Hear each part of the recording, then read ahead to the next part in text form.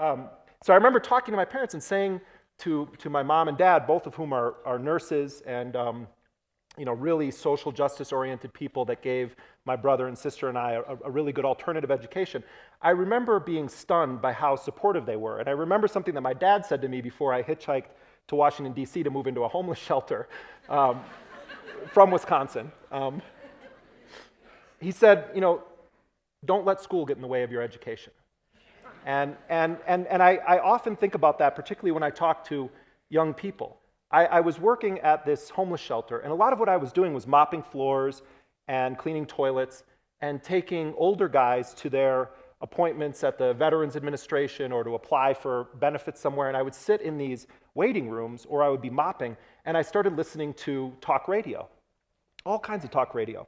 And I heard this woman on the air one day who was reporting about rebels in the Congo fighting to overthrow the US-backed regime of Mobutu Sese Seko, and she was doing this aggressive questioning of this vile creature named Newt Gingrich about his war on the poor and his war on women and their contract against America, and giving voice to all of these people, women in India who were fighting for water rights and social justice activists in California who were fighting against police brutality.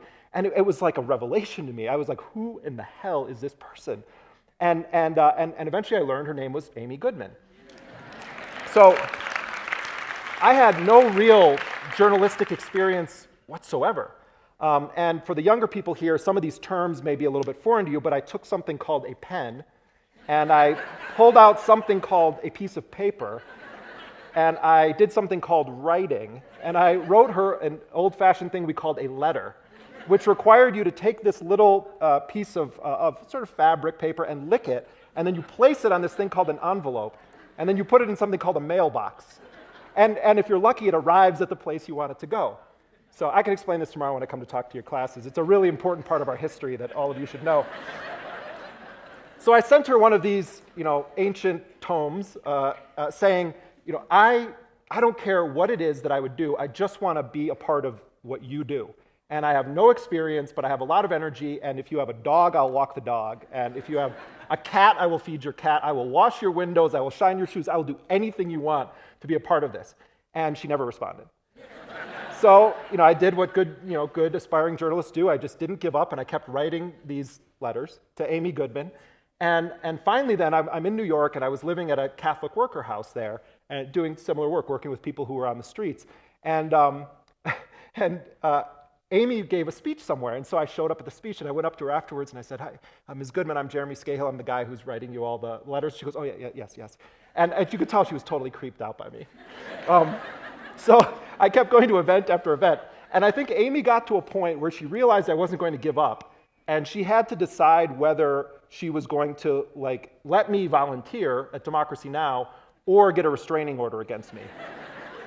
Luckily, she let me come in to volunteer at Democracy Now! And I, to this day, list it as my university because it really was how I learned journalism. I learned it as an apprentice, the way you would learn a trade, like carpentry or plumbing or being an electrician.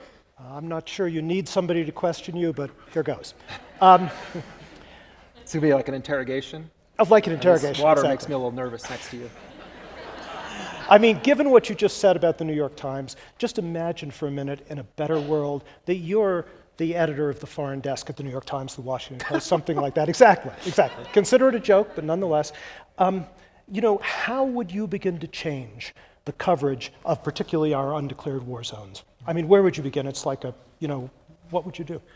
Well, first of all, we have to look at what's happened with the state of media and media ownership over, let's say the past 50, 60 years.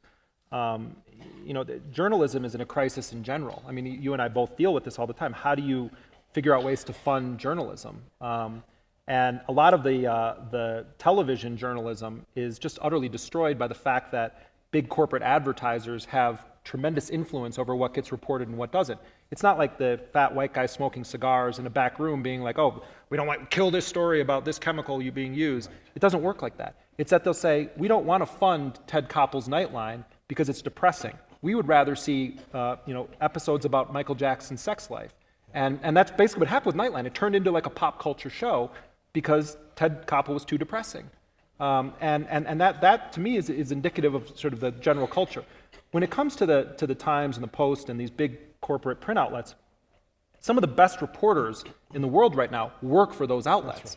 You know, James Risen is an incredibly good reporter who has done very fearless reporting on the national security state, and he is facing prison right now for his refusal to testify against one of his sources. And very possible he will go to prison. It's going to go to the Supreme Court, and they're fighting it. So, you know, I want to preface what I'm going to say by saying that I think some of the best journalists around end up working at these places. The issue is that there's almost no actual unembedded journalism.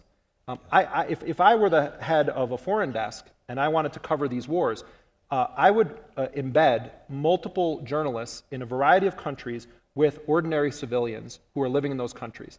And on a daily basis, make it my business as the foreign editor to have a story that humanizes people on the other end of the barrel of the gun of U.S. foreign policy.